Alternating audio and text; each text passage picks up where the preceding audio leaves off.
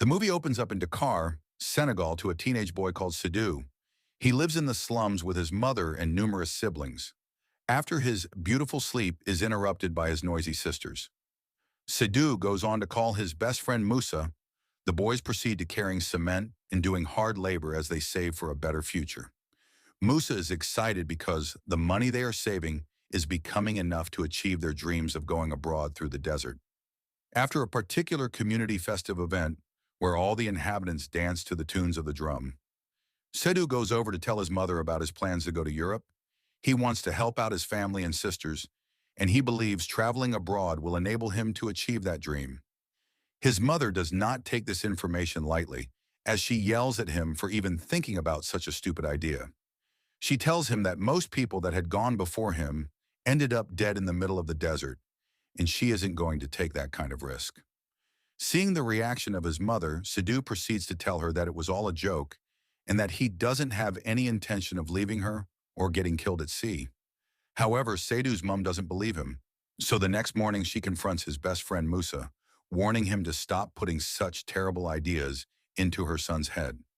Moussa is angry that Sedou had gone to tell his mother about their plans, knowing fully well the kind of woman she is.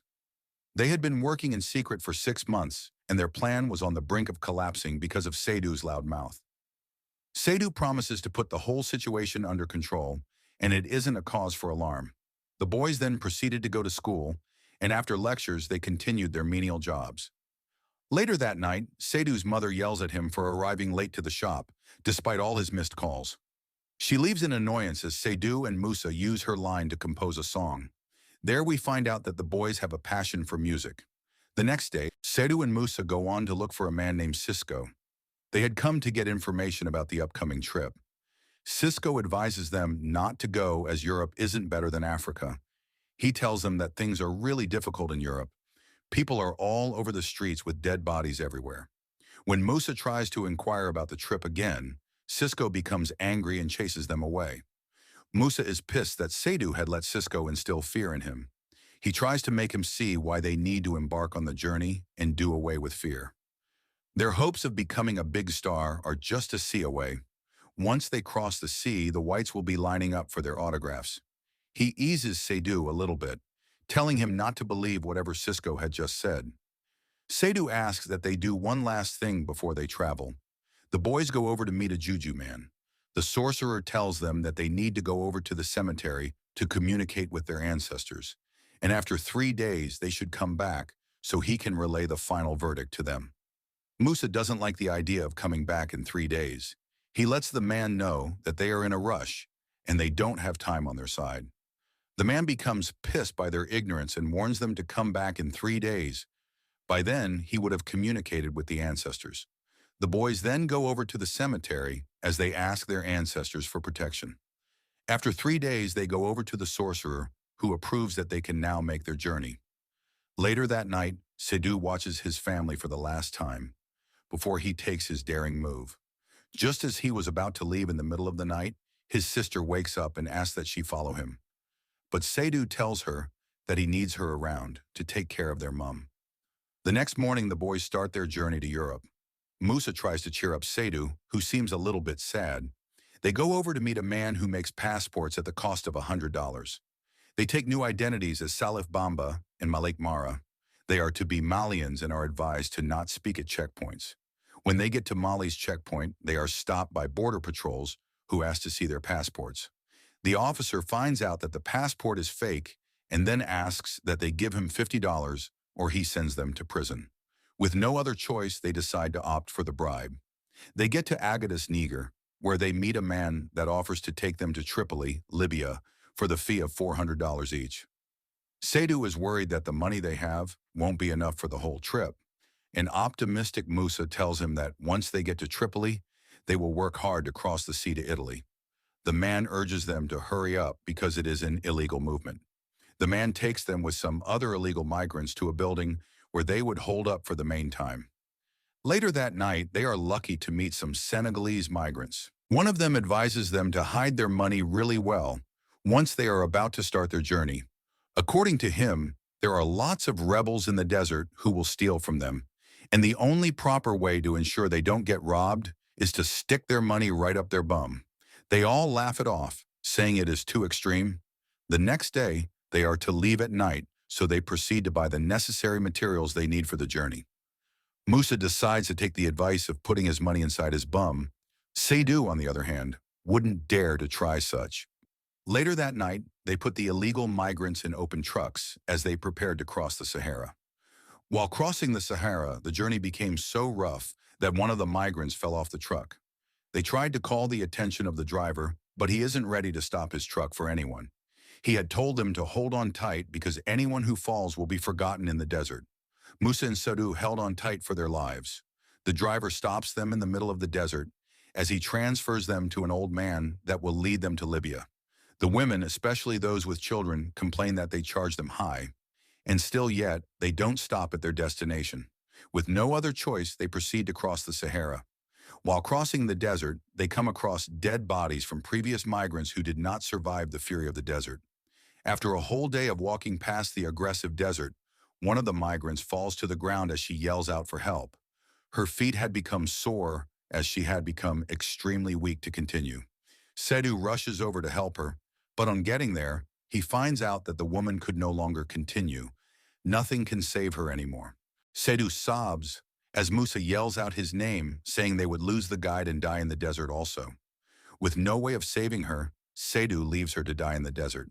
Just as he continues his journey, he fantasizes about saving the woman, only for Moussa to bring him back to reality. That night they are stopped by Libyan mafias. They proceed to rob the group, when they discover that they have no money on them. The police give them a drink that will make them release feces. Only then will they find out if they hid the money in their bum. After assessing the group's faces, they find money in Moussa's faces and then proceed to arrest him. Sedou pleads that they take him too, as he wouldn't go alone, but they turn deaf ears to his cries. The group are then transported to a building in Saba, Libya. There they are told to call their families and request for $800, or else they will end up dead. They are brought to a torture room where people are killed if they don't give out a number. Some of them are lucky to have numbers, while Sedou falls into the unlucky group. He is taken to Nabil, the torture master, who brutally tortures him. They are all stacked in a single cell awaiting their fate. In a trance, Sedou sees the sorcerer. He asks that the sorcerer let his mum know he is well and alive, and then asks for forgiveness. With the help of a spirit guide Malaika, Sedou is able to see his mum in a trance. However, this moment is abruptly cut short by his fellow inmates who stop him from yelling "Mother." The man tries to calm him down, saying everything will be all right. The next morning, the Libyan mafias come to the cell, and they request for carpenters and builders. The man who helps Sedou urges him to raise his hands. They are being sold to some Libyan merchants for 500 dinars each. They take them to a house where they are asked to build a wall around the house. They are offered food every day after work. Later that night, they talk about their families. Sedou lets the man know about his cousin Moussa, who was captured by the Libyan mafia in the desert. The man promises to help find him later on. The boss is pleased with the job they have done and then asks them to build a fountain. Sedou and the man promise to make a better one than the sample shown. The boss tells them that if they impress him, he will free them and pay for their trip to Tripoli. They are delighted and proceed to start work on the fountain. After they have finished building the fountain, the boss is impressed and then pays for their trip to Tripoli. In Tripoli, Sedou begins looking for his friend Moussa, but all to no avail. Just then he is told to check the Senegalese community. The man who had helped him during his time in Saba then tells him that he has to leave and urges him to follow him. Sedou isn't ready to leave his friend Moussa behind, so they bid their farewell, hoping to meet in Naples, Italy. Sedou begins his search for Moussa. Unfortunately, he can't find him in the Senegalese center. However, he is told by a woman that there are other Senegalese communities and is advised to check there. After searching the whole community for Moussa, he gives up and retires to sleep. Sedou is offered accommodation in the Senegalese community, where he is to work as a welder till he makes enough to pay for his rent. One day while working, he is told that a Senegalese had just arrived and he should go check if the Senegalese is Moussa. Excitedly, Sedou hurries to the location, where he finds his lost friend Moussa. Moussa had become really pale, and couldn't even utter a word at the sight of Sedou. When he recognizes Sedou, he hugs him so deeply. Sedou learns that Moussa was shot while he tried to escape from the prison. Moussa wants to go back to Senegal, but Sedou offers to take him to the hospital instead. He tells Moussa to set his eyes on the big prize, as they are already closer to Europe. He reminds him of how he always said their big star awaits them in Europe. Although Moussa is ready to cripple his dreams of a return back to Senegal, he analyzes the hell he had gone through just to get to Libya. Sedou then helps him get some disinfectant and medicine from a barber named Samir. He dresses his wounds so the infections won't spread. When Moussa is being examined by a neighborhood doctor, he tells Sedou to take Moussa to the hospital, but that isn't possible because they don't admit blacks. However, Sedou has to take Moussa to the hospital. If not, he will risk losing a leg, and worst case scenario, he ends up dead. With no hope of proper medical treatment, Sedou goes over to pay a man who will take them to Italy immediately. He is conditioned to drive the boat because his money isn't enough for two people. Looking at the situation surrounding him, Sedou agrees despite the fact that he can't even swim. He is assured that if the police catch him, there won't be much damage because he is a minor. Sedou goes on to inform Moussa about the whole situation. They are to leave for Italy immediately. On getting to the boat, Sedou is surprised to find so many people, with only a little boat. The man shows him how to drive the boat in the direction of the compass. He is to go straight north and call the GPS number whenever something goes bad. The man kept on playing it cool, saying there was no danger of any sort and it was an easy journey.